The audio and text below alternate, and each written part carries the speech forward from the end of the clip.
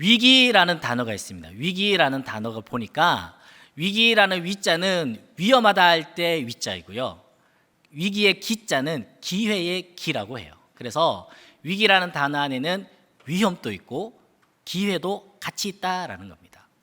그래서 이 말을 다르게 표현하면 위험을 잘 이기면 기회가 되고 기회를 놓쳐버리면 위험해질 수 있다라는 겁니다. 우리가 코로나 팬데믹 상황을 지나고 있죠. 전 세계적인 위기입니다. 그럼에도 불구하고 이 위기의 때를 잘 타서 기회를 잘 타서 성공하는 사람들도 우리가 보기도 합니다. 국가적으로 변화의 시기이고 또 방역적으로도 변화가 일어나고 있고 교회적으로도 큰 변화의 시기를 지나고 있습니다. 위기입니까? 기회가 될 줄로 믿습니다. 아멘. 이사야의 인생이 그러했습니다. 이사야는 국가적으로도 위기였고 개인적으로도 위기를 당면했습니다. 그런데 그 위기를 이사야는 새로운 기회로 하나님이 주시는 소명을 받게 됩니다. 이사야가 어떤 위기를 만났고 그 위기를 어떻게 하나님이 주시는 기회로 역전시켰는지 우리의 삶에 하나씩 적용해 봤으면 좋겠는데요. 짧게 한 5가지로 준비해 봤습니다. 위기를 기회로 만들기. 첫 번째로는 엎드리기입니다. 따라해 볼까요? 엎드리기. 네, 위기를 기회로 바꾸는 첫 번째 방법은 엎드리기입니다. 유다를 다스렸던 우시야 왕이 죽었습니다. 이사야 6장 1절 말씀인데요. 우시야 왕이 죽던 해에 내가 본즉 주께서 높이 들린 보좌에 앉으셨는데 그의 옷자락은 성전에 가득하였고. 우시야 왕이 누굽니까? 쉽게 좀 간단하게 짧게 이야기하면 참 안타까운 왕입니다. 좋은 왕으로 시작했다가 마지막에는 좀 안 좋은 왕으로 끝이 났습니다. 16살의 왕이 됐습니다. 우리나라로 따지면 중3이 대통령이 된 거예요. 그런데 나라를 엄청 잘 다스렸어요. 신앙도 엄청 좋아가지고 종교개혁도 일으키고요. 전쟁을 하면 다 이겨버리고요. 경제적으로도 부흥했습니다. 여러 이웃 나라들에게 명성도 얻게 되었습니다. 이 우시야 왕이 남유다를 참 잘 다스려서 하나님께 큰 축복을 누렸습니다. 그랬던 그가 나라가 강성해지니까 교만해진 거예요. 제사장의 권한을 폄하하고 본인이 제사 지내려고 하다가 하나님께서 그를 벌 주셔서 나병에 걸리게 되었습니다.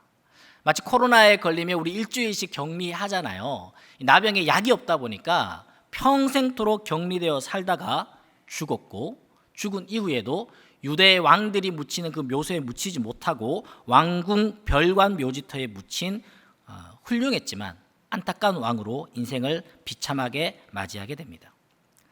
비록 말년에 좀 비참하게 끝이 나긴 했지만 우시야 왕은 유다를 경제적으로, 정치적으로, 군사적으로 또 종교적으로 모든 면에서 흥왕케 했던 왕은 분명합니다.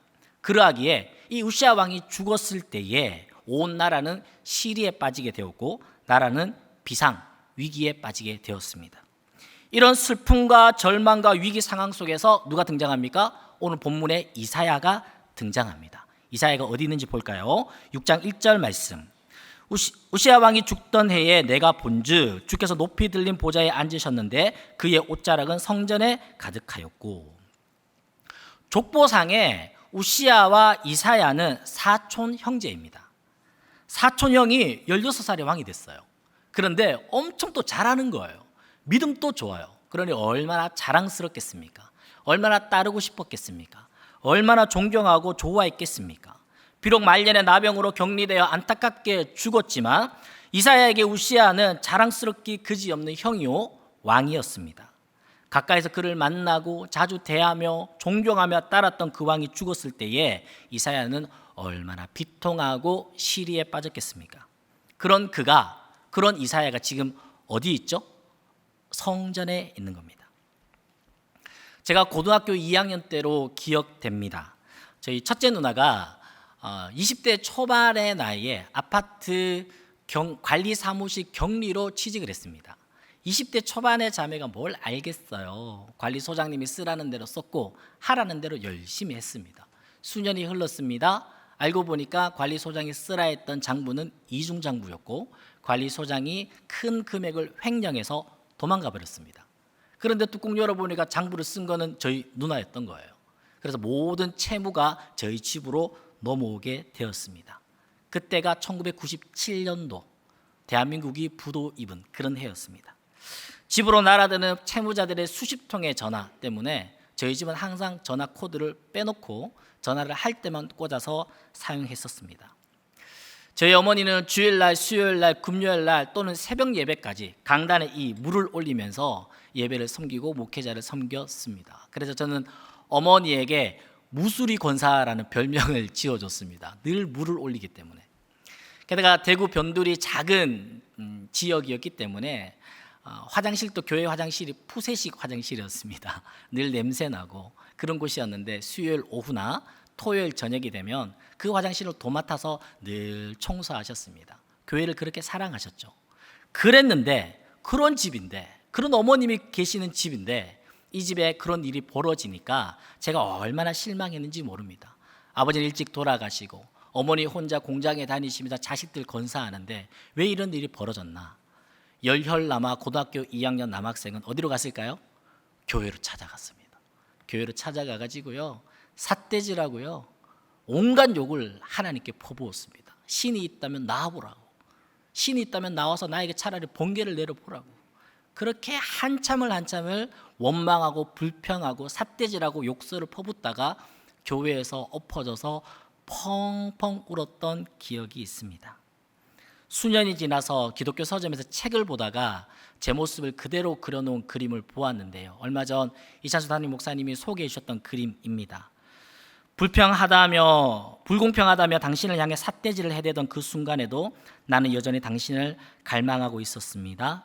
당신은 나의 삿대질을 보시지 않고 그 갈망만 보고 계셨죠. 사랑하는 여러분, 오늘 교회에 어떤 마음으로 오셨습니까? 오늘 교회로 나오실 때 어떤 상황이었고 어떤 이유이며 어떤 기도 제목 가지고 이 자리에 앉아 계십니까? 어떤 이유든 어떤 마음이든 어떤 상황이든 간에 교회 잘 오셨습니다. 오늘 이 밤에 하나님께 삿대질을 하든 엎드려서 울든 교회 잘 오셨습니다. 우리가 하나님 품 안에서 그렇게 원망하고 불평하는 것조차 하나님은 삿대질로 보지 않으시고 하나님을 향한 우리의 갈망으로, 기도로 보실 줄로 믿습니다. 아멘. 기도할 때 제가 목사님들께 부탁드렸어요. 오늘 좀 조명 좀 어둡게 해달라고. 조명 어둡게 해야 될 테니까요, 삿대질도 하시고 음악도 크게 틀어드리겠습니다. 마음껏 원망하시고 마음껏 울부짖으면서 그렇게 하나님께 우리의 마음을 토하는 시간 되면 좋겠습니다. 아멘. 위기를 기회로 만드는 두 번째 방법입니다. 두 번째 방법은 나 죽이기입니다. 나 죽이기. 깊은 슬픔과 시리에 빠진 이사야는 어쩌면 하나님에 대한 원망과 절망의 마음으로 성전을 찾았을는지 모르겠습니다. 그가 성전을 찾았을 때 무엇을 보게 되냐 하니까 이사야 6장 2절 3절 말씀인데요, 스랍들이 모시고 섰는데 각기 6날개가 있어 그 둘로는 자기 얼굴을 가리었고 그 둘로는 자기의 발을 가리었고 그 둘로는 날며 서로 불러 이르되 거룩하다 거룩하다 거룩하다 만군의 여호와여 그의 영광이 온 땅에 충만하도다 하더라. 성전에 계신 하나님을 보게 된 것입니다. 거룩하신 하나님이 높이 들린 보좌에 앉아 계시고 그 주변에는 수많은 천사들의 날개를 휘저으며 하나님을 찬양하는 모습을 이사야가 보게 된 것입니다. 내가 그토록 좋아했고 내가 그토록 따랐고 내가 그토록 존경했던 그 우시야 왕은 비록 죽었지만 유다에 죽지 않은 진짜 왕, 유다에 여전히 살아계시고 보좌에 앉아 통치하고 계시는 그 하나님을 보게 된 것입니다. 모든 상황이 최악이었죠.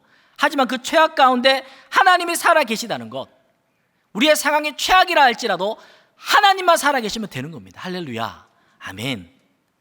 죽어야 보이는 게 있습니다.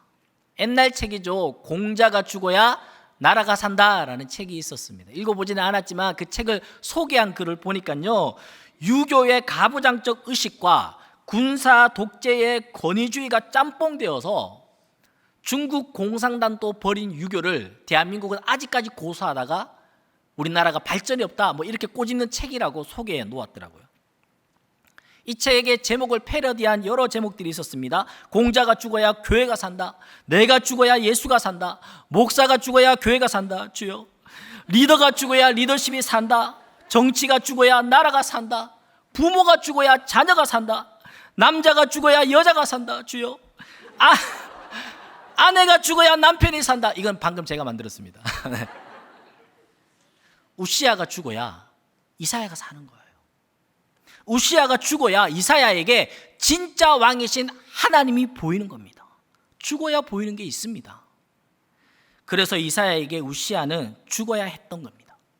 죽어야 진정한 왕이신 하나님이 이사야에게 보이기 때문입니다. 우리에게 우시야 왕은 누구입니까? 우리 눈앞에 왕이신 하나님을 가리고 있고 진정 하나님을 바라보지 못하게 하는 것, 하나님보다 내가 더 사랑하고 더 의지하고 더 존경하고 더 따르는, 당신만 있으면 돼, 당신만 있으면 내 삶은 안전해 라고 생각하고 있는 하나님을 가리고 있는 그 우시야 왕은 누구이며 무엇입니까? 그 왕이 죽어야, 그 가짜 왕이 죽어야 진짜 왕이신 우리 하나님을 볼 수 있게 되는 겁니다. 한국대학생 선교회 CCC라는 곳에서는 만들어낸 사형리라는 전도 책자가 있습니다. 사형리 전도 책자에는 인생의 왕좌, 인생 마음속에 있는 왕의 의자 그림을 통해서 복음을 소개해 주고 있는데요, 그 그림에는 세 가지 그림이 있습니다. 내 인생의 왕좌에 누가 앉아 있습니까? 예수님을 나의 구주, 나의 하나님으로 우리 모두 다 영접했습니다. 아니면 지난 시간 동안 예수님 영접 기도만 수십 번 했을런지 모릅니다. 그런데 어느 순간 내 마음속의 왕좌에 예수님은 내려와 있고 그 자리에 내가 앉아있지는 않습니까? 예수님을 나의 하수인처럼 부리고 예수님은 내가 원하고 바라는 대로 응답해 줘야 되는 램프의 지니처럼 우리가 취급당하고 있지는 않습니까? 예수님 이거 안 들어주면 나 교회 안 갈 거예요. 하나님 이거 응답 안 해주시면 나 예수님 안 믿을 거예요. 예수님을 볼모로 잡고 하나님께 협박하고 있는 모습. 내 인생의 왕좌에 도대체 누가 앉아 있는 것이죠? 누가 왕입니까? 우리에게 우시야 왕은 도대체 누구입니까? 내 인생의 왕좌에 내가 앉아 있다면 오늘 죽어야 되는 왕은 누굽니까? 내가 죽어야 되는 거예요. 본당 우리 교회 성도라면 가정마다 하나씩 있을 법한 액자가 있죠. 나날죽 눈만어 달아 나는 날마다 죽노라. 이게 읽을 때 잘 읽어야 되는 액자가 있습니다.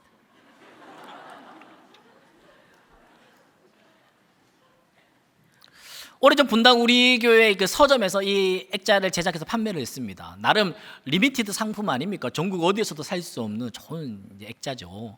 이 액자를 새해를 맞아가지고 제가 한 20여 개를 샀던 것 같습니다. 사가지고 우리 누님 댁에다가 또 삼촌, 고모, 이모, 사촌들 집에 이렇게 쭉 선물을 보냈습니다. 우편으로 쫙 보냈습니다. 좋은 액자를 보냈으니까요. 근데 감사하다는 인사가 안 오는 거예요. 다들 원망스럽긴, 새해에 무슨 이런 선물을 보냈냐고. 다들 마음에 안 드셨나 봅니다. 갈라디아 2장 20절 말씀입니다. 내가 그리스도와 함께 십자가에 못 박혔나니 그런즉 이제는 내가 사는 것이 아니요 오직 내 안에 그리스도께서 사시는 것이라. 이제 내가 육체 가운데 사는 것은 나를 사랑하사 나를 위하여 자기 자신을 버리신 하나님의 아들을 믿는 믿음 안에서 사는 것이라. 할렐루야, 아멘. 좀비 영화 많이들 보시고 아시죠? 좀비가 어떤 존재입니까? 죽었으나 죽지 않은 시체 같은 존재들이 막 날뛰는 것, 그거 좀비 아닙니까? 우리는 살았습니까? 죽었습니까? 우리 이미 죽었다라는 거예요. 갈라디아 2장 20절 말씀 우리가 믿는다면 우리 이미 죽었습니다. 분당 우리 교회 그 액자에 나는 날마다 죽노라를 우리가 똑같이 고백하고 있다면 우리 이미 죽었어요. 그러는데 우리는 마치 살아있는 것처럼 날뛰고 있다면 여기 앉아있는 저와 우리 모두는 좀비들입니다. 나는 날마다 죽노라, 날마다 나의 시체를 발견할 수 있는 우리가 되면 좋겠어요. 그래서 진짜 왕 예수님이 드러나고 진짜 왕 예수님은 늘 알현하는 매일매일이 되기를 축복합니다. 아멘. 위기를 기회로 만드는 세 번째 방법입니다. 위기를 기회로 만드는 세 번째 방법, 고백하기입니다. 고백하기. 이사야는 진짜 왕 하나님을 배웠습니다. 위로를 받았지만, 힘이 되었지만 이내 두려움이 찾아왔습니다. 왜 그랬을까요? 자기 죄를 발견하게 된 거예요.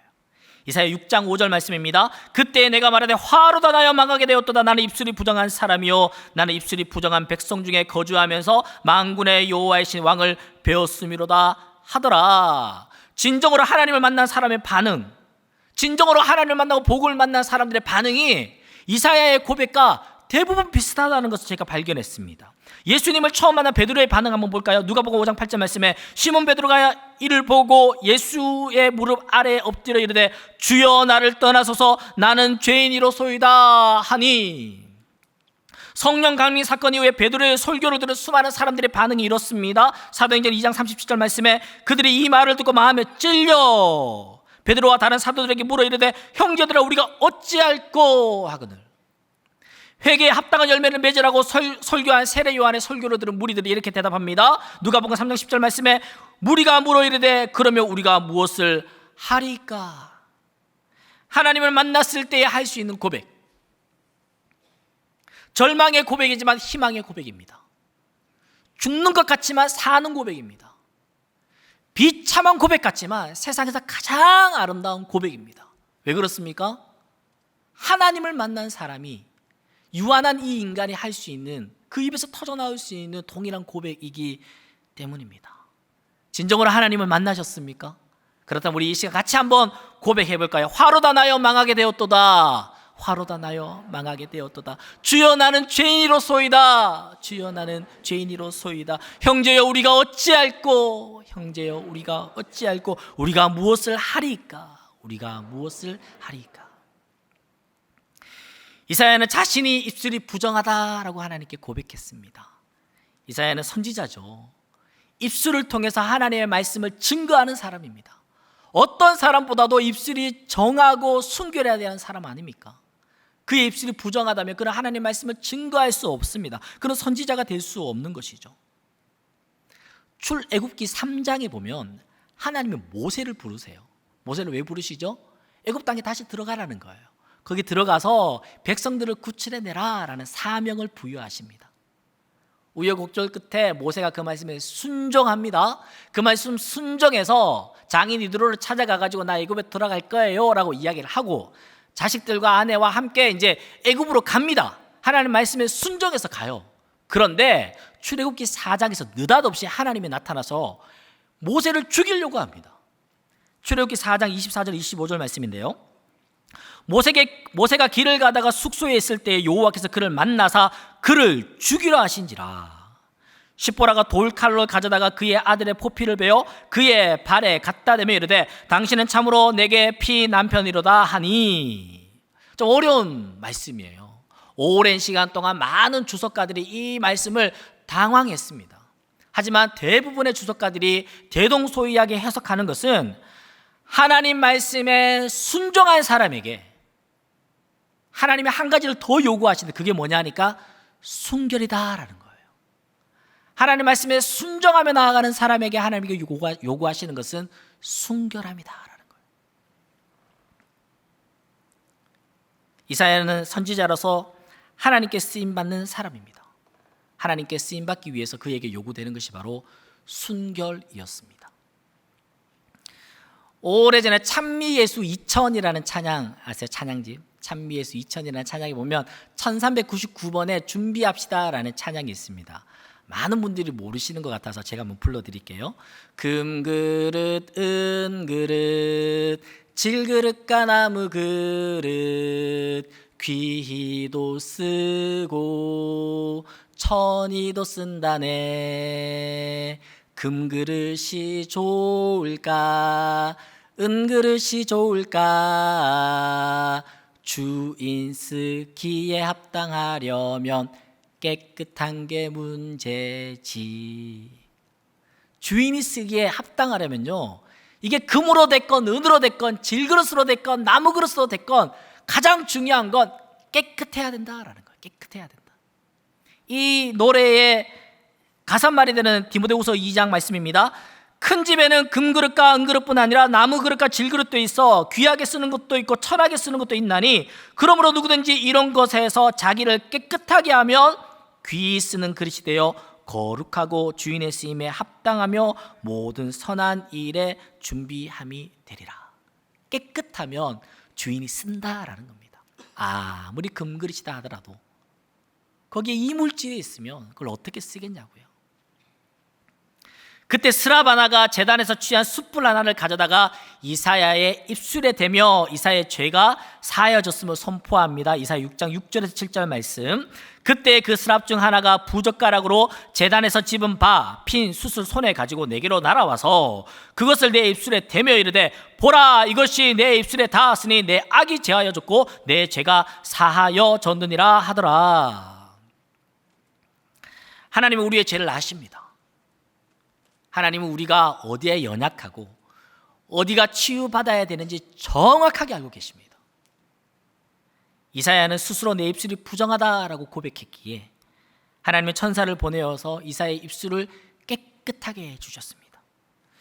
우리는 스스로 죄인임을 고백하면 하나님은 우리를 고치시고 용서하실 줄로 믿습니다. 아멘. 정신질환자를 치유함에 있어서 가장 첫 번째로 이루어지는 것이 뭐냐 하니까 병식입니다. 발음을 잘해야 됩니다. 병식입니다. 병식의 뜻이 뭐냐 하니까 자신이 병에 걸렸다라는 것을 인식하는 거예요. 내가 병에 걸렸구나 라고 인식을 해야 병원을 가고 의사의 진단을 받고 의사의 처방을 따르게 되는 것이죠. 이거 우리 모두에게 동일합니다. 어디 정신질환뿐만 아니라 내 몸이 좀 으스스한데 감기가 걸린 것 같은데 라는 그런 인식이 있어야 병원에 가서 진단받고 약 처방해 주는 거 먹으면서 일주일 동안 조심하세요 등등등 들으면 그렇게 조심하게 되는 거예요. 이거 영적인 부분도 마찬가지입니다. 영적으로도 내 영적인 상태에 대한 병식이 우선되어야 합니다. 내가 죄인임을 깨달아야 하나님께 엎드릴 수 있는 거예요. 수많은 사람들이 왜 교회에 나오지 않습니까? 수많은 사람들이 왜 자신이 하나님 믿지 않습니까? 자기가 죄인이라는 것을 대한 병식이 없는 거예요. 우리가 왜 하나님께 엎드리지 않죠? 우리가 왜 하나님께 기도하지 않죠? 병식이 안 되는 거예요. 내가 죄인임을 고백할 때 하나님 우리를 용서하시고 치유하시고 회복해 하실 줄로 믿습니다. 아멘.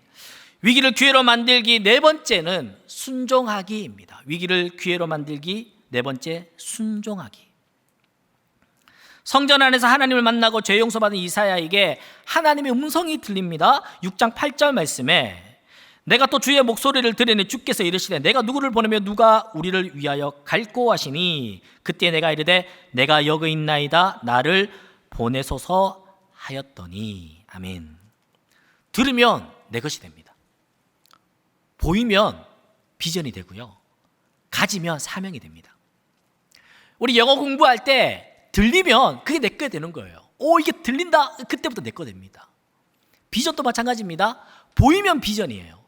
교회에서 많이 쓰는 비전이라는 단어를 많은 아이들이 오해를 합니다. 이건 막 허무맹랑한 꿈을 비전으로 생각하는데 비전은 그렇지 않습니다. 비전은 눈에 보이는 겁니다.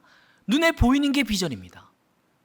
하나님께서 남들의 눈에는 안 보이는데 내 눈에 유독 그게 많이 보인다. 그게 하나님 주시는 비전이에요. 오늘 집에 갔는데 싱크대에 산더미 같은 설거지거리가 있다. 안에는 그게 전혀 신경이 안 쓰이는데 내 눈에 자꾸 신경 쓰인다. 그건 뭐예요? 하나님 내보고 하라는 그런 비전인 거예요. 그 내가 설거지를 다 닦고 나면 그거는 뭐예요? 비전을 이루는 삶이에요. 그렇게 하루하루 비전을 이루어가는 삶을 살게 되면 우리의 삶을 되돌아보면 나는 어떤 사람이 된 거죠? 비전의 사람이 된 거예요. 비전이라는 것이 나는 의사가 되라, 판사가 되라, 이거는 비전이 아니죠. 이거는 내가 희망하는 직업군이지 그거는 비전이 아닙니다. 비전은 지금 내 눈앞에 보이는 것에 최선을 다하는 거예요. 고등학생들을 신방할 때 그런 얘기를 했어요. 아이들이 진로에 대한 고민을 합니다. 그때 저는 이 이야기를 꼭 해주거든요. 목사님의 비전이 뭔지 아니? 목사님의 비전은 지금 내 눈앞에 있는 너에게 집중하는 게 나의 비전이야. 1시간, 2시간 너랑 스파게티 먹고 떡볶이 먹고 짜장면 먹으면서 너에게 집중하는 것이 하나님이 나에게 주신 오늘의 비전이야. 나는 오늘 너에게 집중하고 나면 하나님께서 나에게 창석아 너 오늘 비전을 이뤘다라고 칭찬하실 거라고. 누구야? 너도 지금 너에게 주어진 그 시간에 집중하고 최선을 다하면 그게 비전을 이루는 거라고. 영어 수업 시간에 영어에 집중하고 수학 수업 시간에 수학에 집중하고 자율학습 시간에 자율학습에 집중하면 그게 비전을 이루는 거라고. 눈에 보이는 게 비전입니다. 남들보다 내가 더 가진 게 그게 사명이에요. 남들보다 내가 돈이 많습니까? 돈을 사용하는 게 사명입니다. 남들보다 시간이 많습니까? 시간을 사용하는 게. 남들보다 재능이 많으면 재능을 사용하는 게. 남들보다 지식이 많다면 그 지식을 사용하는 게, 그게 사명이에요. 하나님은 우리에게 없는 걸로 사명을 부여하지 않습니다. 돈 없는 사람이 돈 쥐어짜내는 거, 그거 우리 하나님 아니에요.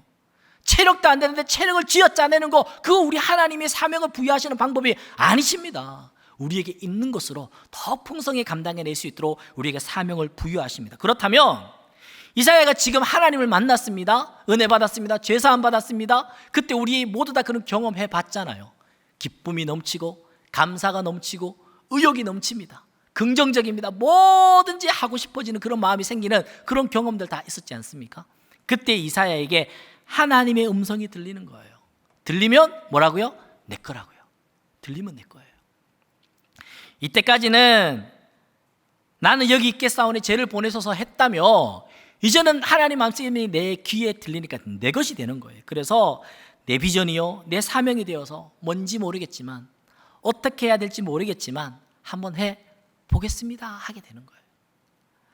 수험생 예배를 섬길 때가 있었습니다. 수험생 예배에 스태프들이 필요하기에 주보 광고를 냈어요. 그리고 나니까 2주 만에, 한 주 냈을 때는 연락이 없었는데 2주 만에 한 형제에게 연락이 왔습니다. 만났습니다. 남자 형제인데 23살, 24살쯤 된 거예요. 이 형제가 어떻게 이렇게 수험생 부서가 새벽 6시에 나와야 되거든요. 새벽 6시에 나오고 수험생도 조금 있고, 이 사역이 고된 사역인데 어떻게 이 사역을 지원하게 됐냐 하니까, 본인이 군대 제대하고 첫 주일 예배를 드리는데 주보 광고에 그게 유독 크게 보이더래요. 유독 크게. 그래서 거부했대요. 이건 아니잖아. 하나님, 이건 아니잖아요. 나 군인들 몇 시에 일어나죠? 6시에 일어나잖아요. 군대 가본 분들 다 알잖아요. 군대 휴가 나오면 제일 하고 싶은 게 뭡니까?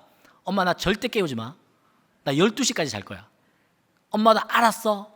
절대 안 깨울게 했는데 눈 뜨면 몇 시예요? 6시예요. 이 형제도 군대 제대했으니까 참 늦잠 자고 싶으면 없겠어요. 수험생 부서가 올라오니까 이건 아니라 거부했어요. 그 다음 주에 봤습니다. 그 다음 주에 예배하는데 또 수험생 예배가 크게 보이는 거예요. 크게 보이니까 하나님이 내게 주시는 사명이겠구나라는 생각으로 연락했다라는 거예요. 얼마나 성실하게 섬겼는지 모릅니다. 유난히 신경 쓰이는 어떤 부서가 있습니까? 유난히 자주 그 부서에 대한 소문이 들리십니까? 저는 서현 주차부와 안내부를 섬기고 있습니다. 내가 하면 나도 저만큼은 할 것 같다 하는 그런 어떤 것들이 있나요? 그렇다면 그게 사명입니다. 그게 소명이고 하나님 우리에게 주시는 비전입니다. 우리 따라 한번 고백해 볼까요? 내가 여기 있사오니 나를 보내소서. 아멘, 아멘. 위기를 기회로 만드는 마지막 방법입니다. 그루터기입니다. 그루터기. 위기의 순간 성전을 향했고 하나님께 엎드렸습니다. 내 죄가 발견되어졌고 회개했습니다. 하나님 음성에 순종하고 사명 감당합니다. 그러면 하나님 말씀대로 나갔기 때문에 막 엄청난 일들이 일어났으면 좋겠는데, 그럴 것 같은데 그러지 않을 때가 많습니다. 6장 9절에서 10절 말씀에 여호와께서 이르시되 가서 이 백성에게 이르기를 너희가 듣기는 들어도 깨닫지 못할 것이요 보기는 보아도 알지 못하리라 하여. 마음이 다치고 귀가 다치고 눈이 감기고 듣지도 않고 보지도 못하고, 그러니 깨닫지도 못하는 거예요. 최악입니다. 그렇다면 하나님이 우리를 실패한 사역자로만 부르시는 걸까요? 너는 사역하는데 너는 실패해, 그렇게 우리를 부르셨을까요? 사역이라는 것은 내 뜻을 펼치는 것이 아닙니다.